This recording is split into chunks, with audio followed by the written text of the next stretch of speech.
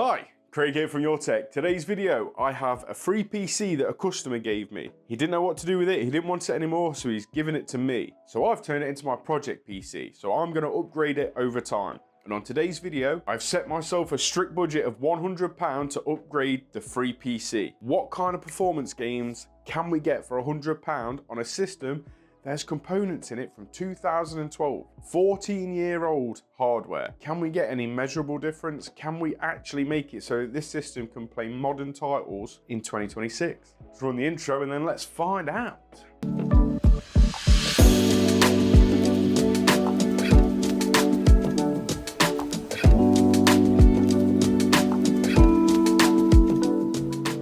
So, the free PC currently has in it a 4770K, 660 Ti, 128 gig SATA SSD and a 500 gig hard drive, and one of the worst PC cases I have ever built in. And today's video I'm going to spend £100 and upgrade it. I went through a lot of different options in my head on where to start. But if you'll see the last video, I was very tempted to go for the graphics card because the 660 Ti only has 2 gigs of VRAM and is not a powerful card at all. I have scoured the internet. I have scoured eBay. I've scoured Facebook Marketplace. I have checked CEX. I have looked everywhere for what the best deal is I can get on a graphics card for under £100. And I think I've got a really good deal. This is going to be the upgrade for the free PC. This is a GeForce GTX 1080. Back in the day, hell of a card. The 1080 Ti was the GOAT level card, but this was still a very, very capable card. And I love the fact that I managed to get an EVGA variant because they don't make GPUs anymore, and I thought it was really cool that I was able to put one of these in the video. So I'm gonna rip the 660 Ti out of the free PC. I'm gonna install the GTX 1080 and let's see what kind of uplift we can get in gaming performance going from a 660 Ti to a GTX 1080. I think it should be a massive uplift. The 4070-70K will probably still bottleneck this a little bit, and I want to see what the difference is.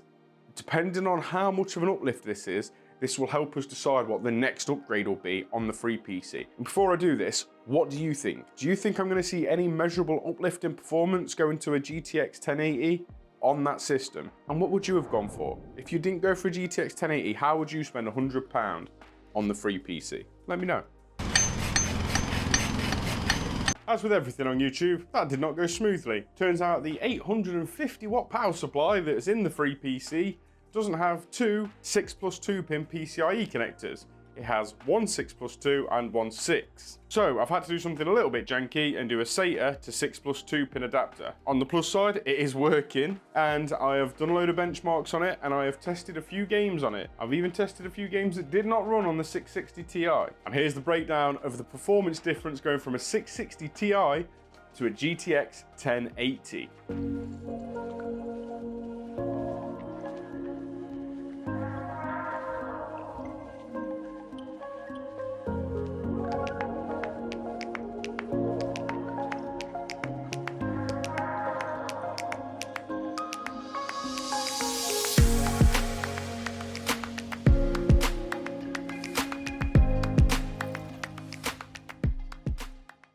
As you can see from them benchmark results, we have had a massive uplift, which I know isn't surprising.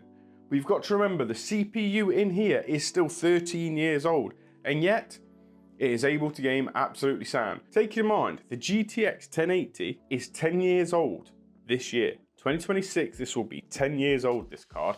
Don't get me wrong, I'm pretty sure that there is a CPU bottleneck. Very rarely did I see the GPU at 100%, but it's working. And not only that, we can play some modern titles and not at awful frame rates and awful quality. Cyberpunk ran absolutely sound at medium settings. 10 years old and £85. What a massive uplift that is. Everything was smooth as butter. It didn't look as amazing as it will do at Ultra, but it still looked good. So I was really impressed with that. I thought the 4770K may hold it back when it comes to playing games like Cyberpunk, but it was absolutely sound. You'll notice all of them benchmark results as well. Almost everything was on medium settings for the GTX 1080 and no upscaling. So if you wanted to use a little bit of FSR and bump your frame rates or bump your details a little bit, you've got that headroom, which is awesome. This has gone from a game that will only play lightweight indie titles to being able to play AAA titles today. Now, there is a little bit of an asterisk with that. It won't play games like Doom the Dark Ages or Indiana Jones. Things that require ray tracing, it will not launch. Doom just gives you a pop-up message saying, you ain't got ray tracing, please fuck off, peasant.